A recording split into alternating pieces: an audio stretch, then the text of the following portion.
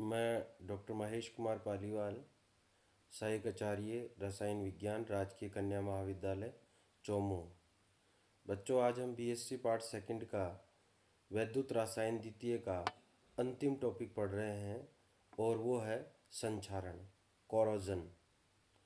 आप संक्षारण या कोरोजन जानते होंगे या आपने देखा जरूर होगा, पर उसको नाम से नहीं बता पाए होंगे। पर रोज़ जो दैनिक जीवन है उसमें संक्षारण के बारे में आप जानते हो। आप जानते हो आपके घर में कई बर्तन होते हैं जो धातु के होते हैं, वो समय के साथ काले हो जाते हैं, या यूँ कहिए तांबे का आपने कोई लोटा या रामझारा देखा होगा, वो हल्का सा हरा या कालापन सा उसमें आ जाता है। जब उसको रगड़ के आप साफ़ करते हो तो आप वापस वह वैसा ही दिखने लगता है जैसा पहले हो जाता है। उससे क्या होता है, जो ऊपर की परत है रगड़ के साफ़ करने से वो उसकी हट जाती है और वह पूरा नया दिखाई देने लगता है। तो इसमें क्या होता है कि जो ऊपर की परत है किसी भी धातु का, उसका ऑक्सीडेशन हो जाता है, ऑक्सीकरण हो जाता है वायु की नमी के कारण से, जो एनवायरनमेंट में है उसकी नमी के कारण से, या फिर जो वायु में ऑक्सीजन है उपस्थित है उसकी वजह से उसका ऑक्सीकरण हो जाता है। कई बार उस पर जंग भी लग जाता है, इस वजह से वह काला हो जाता है। तो संक्षारण होता क्या है, बेसिकली अपन उसकी परिभाषा पढ़ते हैं। संक्षारण का मतलब ये है कि नमी, वायु, अशुद्धियों इत्यादि की उपस्थिति के कारण धातुओं का धीरे धीरे अनुपयोगी पदार्थों में या उत्पादों में बदलने का जो प्रक्रम होता है उसे संक्षारण कहते हैं।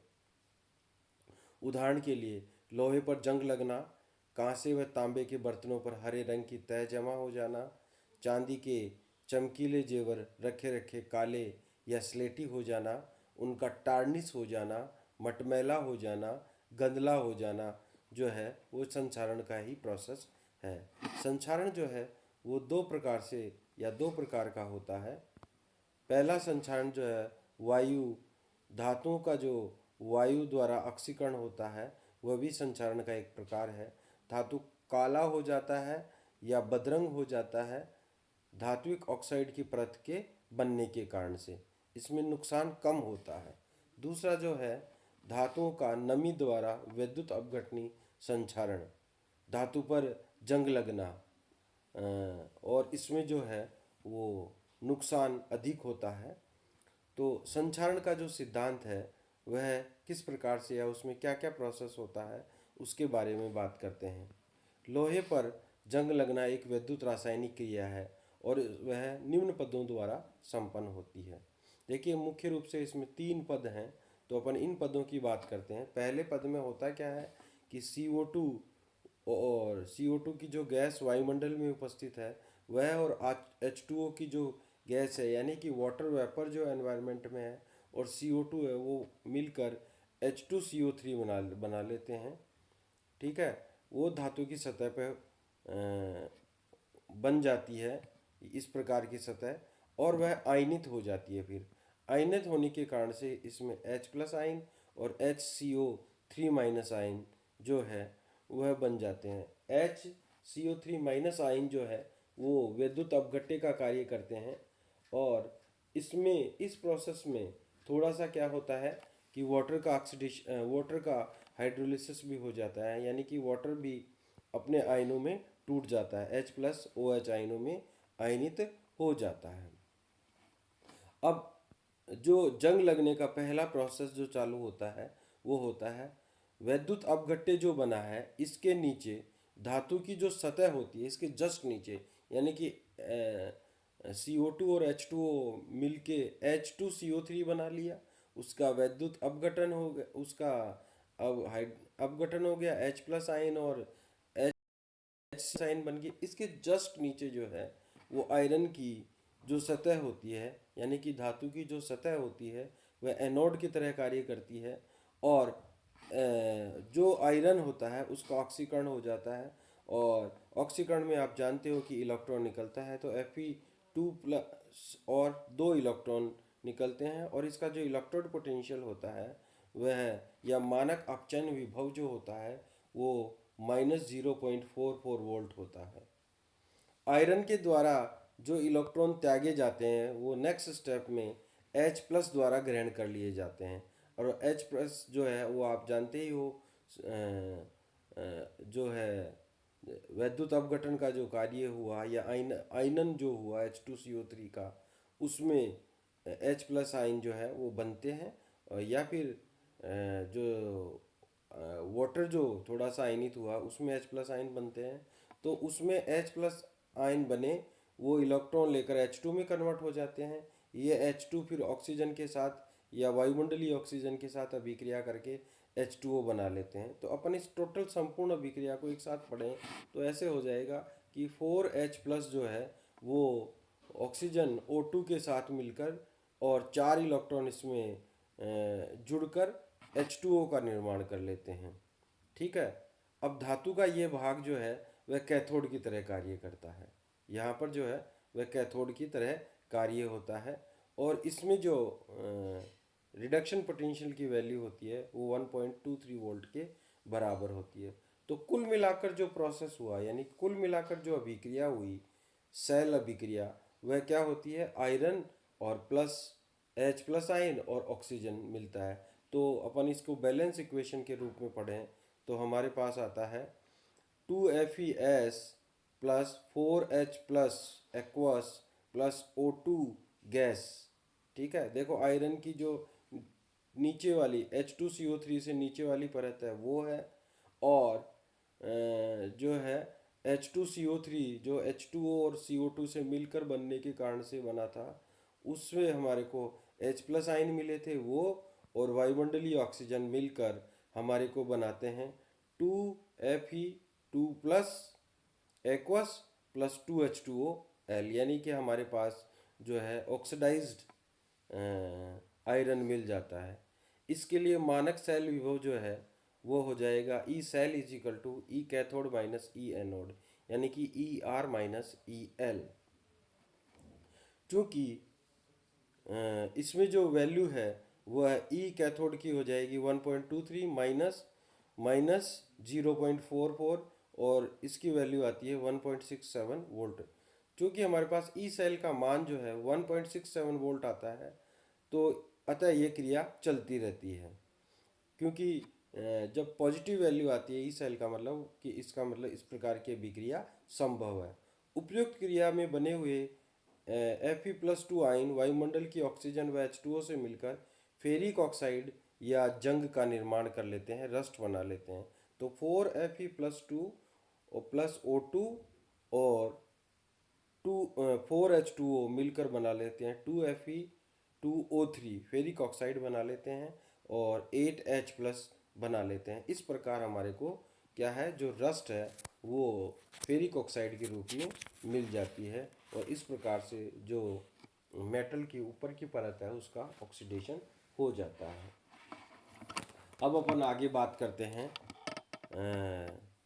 संक्षारण जो बढ़ाने वाले कारक कौन कौन से होते हैं उनके बारे में बात करते हैं।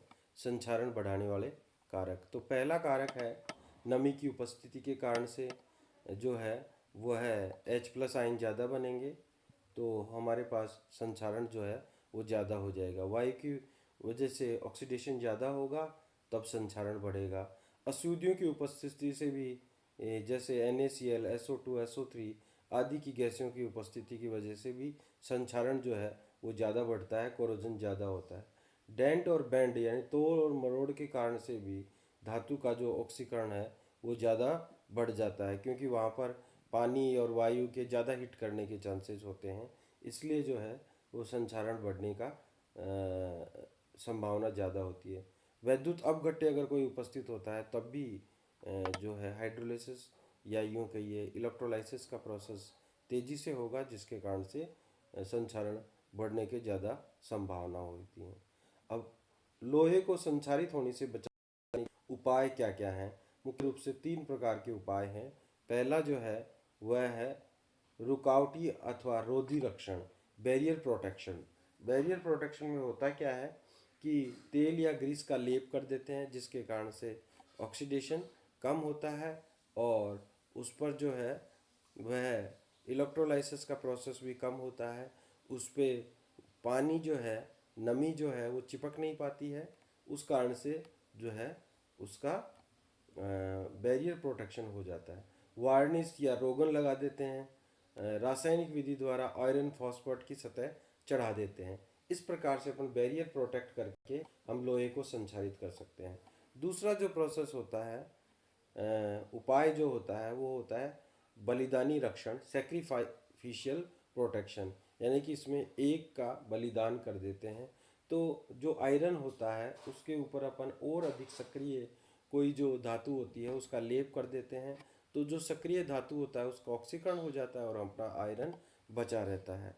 इस विधि में लोहे से अधिक जो सक्रिय धातु होती है उस सतह को लोहे पर चढ़ाई जाती है, जिससे दूसरी धातु एनोड की तरह कार्य करती है, जिससे उसका ऑक्सीकरण हो जाता है तथा लोहा सुरक्षित रह जाता है। उदाहरण के लिए अगर लोहे पर हम जिंक की जो है ऊपर चढ़ा देंगे तो जिंक का ऑक्सीडेशन हो जाएगा, क्योंकि इसकी ज़्यादा नेगेटिव वैल्यू है और उसका मान होता है -0.67 वोल्ट, जबकि आयरन का जो रिडक्शन पोटेंशियल का मान होता है, ठीक है, उसकी वैल्यू जो होती है वो -0.44 वोल्ट होती है।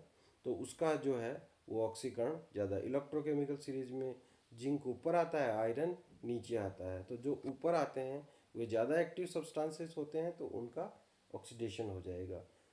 चूँकि जिंक का इलेक्ट्रोड विभव का मान अधिक उच्च ऋणात्मक है, अतः उसका ऑक्सीकरण भी अधिक होता है। अब उसके बाद आता है वैद्युत रक्षण या फिर कैथोडिक रक्षण, कैथोडिक प्रोटेक्शन। इसमें क्या होता है कि इसमें ये भी एक प्रकार का बलिदानी प्रोटेक्शन ही है। इसमें भी जो एक्टिव मेटल होता है उसका कोई ब्लॉक जो है उसके साथ जोड़ देते हैं, दूसरे जो मेटल का जो कोई भी आइटम बना हुआ है उसके साथ। तो दूसरा तो कैथोड की तरह, सॉरी, जो ब्लॉक जो लगाते हैं वो तो एनोड की तरह कार्य करने लगता है, और हमारा जो आयरन का जो भी आइटम बना हुआ है वह कैथोड की तरह कार्य करने लगता है। तो हमारे पास अल्टीमेटली जो हमने अलग से मेटल जोड़ा है उसका बलिदान हो जाता है, वह डिजोल्व हो जाता है, उसका ऑक्सीडेशन हो जाता है। तो हमारा जो धातु का बना या आयरन का बना जो आइटम है वो बच जाता है। यह भी एक क्या होता है, एक प्रकार का बलिदानी रक्षण ही है। जमीन में दबे हुए पाइप अथवा जहाज के पैनों को रक्षण से बचाने के लिए, संक्षारण से बचाने के लिए इनके साथ किसी तार द्वारा जिंक या मैग्नीशियम जैसी अधिक धातु, धन विद्युतीय धातु को जोड़ दिया जाता है। ये धातुएं एनोड का कार्य करती हैं, जिससे आयरन कैथोड बन जाता है। इस प्रकार आयरन को बचाने के लिए संक्षारण में मैग्नीशियम को नष्ट करते जाते हैं, क्योंकि आयरन पाइप को बदलने की तुलना में मैग्नीशियम के टुकड़ों को बदलना भी आसान होता है। पहले जो है रेलवे स्टेशन पे जो टंकी होती थी आयरन की बनी होती थी, उसके साथ भी मैग्नीशियम या जिंक का कोई ब्लॉक लगा दिया जाता था। वो तो किसकी तरह कार्य करने लगता था,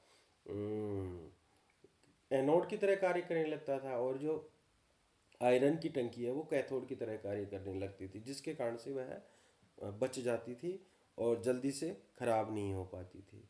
इस प्रकार हम संक्षारण को बता सकते हैं। इस पे कई बार शॉर्ट नोट पूछा जाता है, तो आप उसको शॉर्ट नोट को बताइए और जा सकते हैं।